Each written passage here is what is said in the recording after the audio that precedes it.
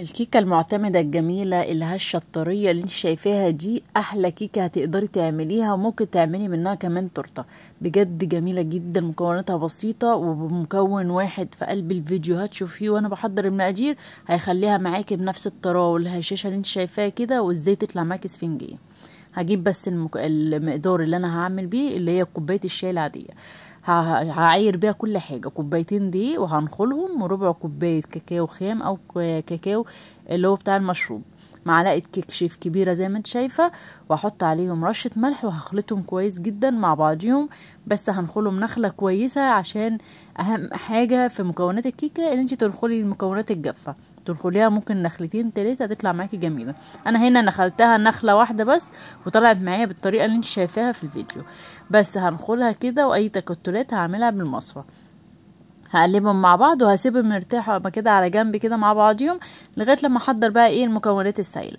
المكونات السائله معايا هما بيضتين وكوبايه سكر وكوبايه لبن وكوبايه زيت ورشه فانيليا. هضربهم في الخلاط بالطريقه دي، بس اهم حاجه هضرب البيض والسكر مع بعض عشان يديني كده قوام كده كريمي، والسكر يدوب معايا تماما.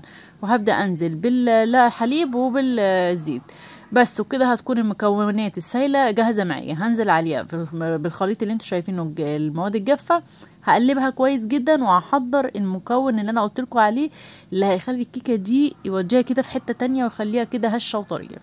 بس وانت بتقلبي كده هتحسي ان الكيكه بتتقل معاكي، ما تقلقيش خالص، لان المكون اللي هتضيفيه دلوقتي هيخلي الكيكه حلوه.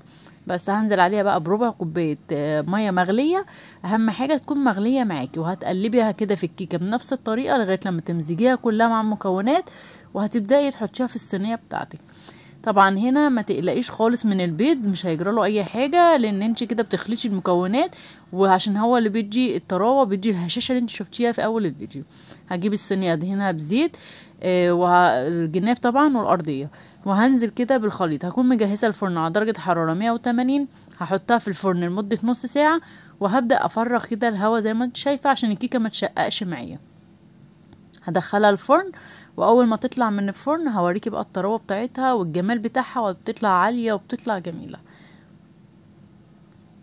بصوا بقى الكيكه بعد ما طلعت من الفرن بعد نص ساعه بالظبط، طريه بطريقه جميله جدا. تعرفي الكيكه ازاي بقى طريه من اللون بتاعها، وكمان لما تضغطي عليها تعرفي ان هي طريه معاكي او ناشفه زي ما انا ضغطتلك كده في اول الفيديو.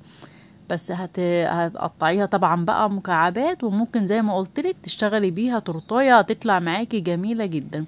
هي دي الكيكه معايا طلعت بنفس الطريقه ديت، وطلعت عاليه معايا ببيضتين بس، طلعت معايا بالطريقه اللي انت شايفاها.